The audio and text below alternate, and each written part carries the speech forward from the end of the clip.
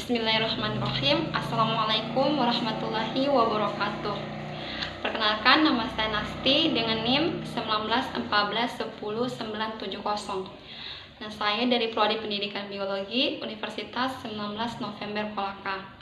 Tujuan pembuatan video ini untuk memenuhi salah satu mata kuliah saya, yakni mata kuliah Fisiologi Tumbuhan.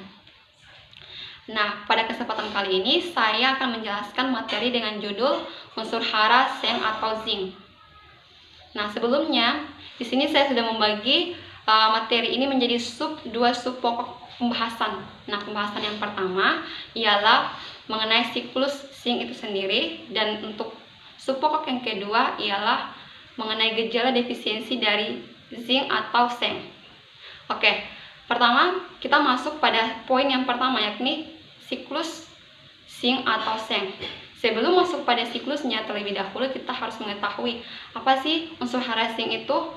Nah, unsur hara zinc merupakan unsur hara mikro yang bersifat katalis untuk yang berperan dalam proses perkembangan kloroplas. Jadi, pada semua jenis tanah itu mengandung unsur hara zinc. Juga terdapat pada tanaman, juga terdapat pada hewan, bahkan dalam tubuh kita sekalipun juga terdapat unsur hara zinc yang kita butuhkan, walaupun dengan jumlah yang sedikit, tetapi mutlaknya harus ada.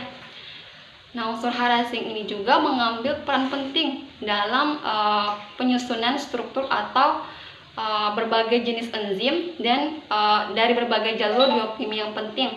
Lalu apa sih fungsi dari unsur hara zinc itu sendiri? Fungsinya itu terlihat pada metabolisme karbohidrat, seperti pengubahan gula menjadi pati, metabolisme protein, juga mengambil peran dalam fotosintesis, dan masih banyak lagi peran penting dari fungsi seng atau zinc. Oke, tanpa berlama-lama lagi, di sini saya sudah punya siklus dari zinc atau seng. Nah, kurang lebih siklusnya itu seperti ini ya teman-teman.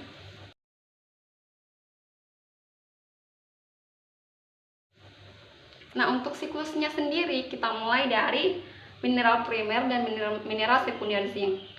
Nah, mineral primer itu merupakan mineral asli yang berasal dari bebatuan. Sedangkan mineral sekunder itu merupakan mineral yang berasal dari perubahan pelapukan dari bebatuan tersebut. Mineral primer dan mineral sekunder zinc ini akan terlarut di dalam mineral seng tanah, di dalam larutan seng tanah. Nah, di dalam larutan seng tanah ini akan terjadi persipitasi atau penguapan pada mineral primer dan mineral sekunder zinc, sehingga akan terjerap pada permukaan dasar tanah. Selanjutnya akan didesorpsi untuk menghasilkan larutan seng tanah.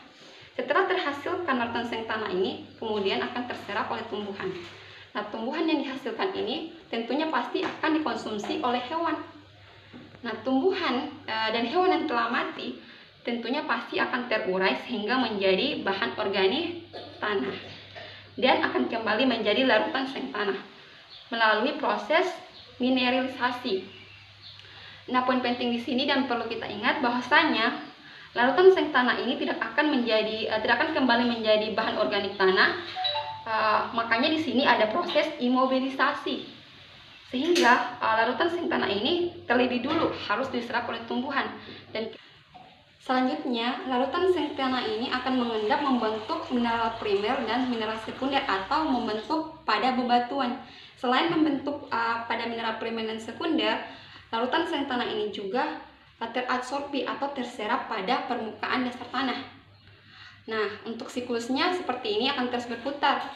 Nah, demikian penjelasan terkait dengan siklus zinc atau seng. Selanjutnya kita masuk pada poin yang kedua, yakni gejala defisiensi seng. Oke, sebelum langsung pada gejalanya, tentunya kita harus mengetahui defisiensi seng itu apa. Nah, defisiensi seng itu merupakan salah satu permasalahan defisiensi yang meluas, yang paling sering terjadi sudah unsur seng itu dibandingkan dengan unsur mikro yang lain.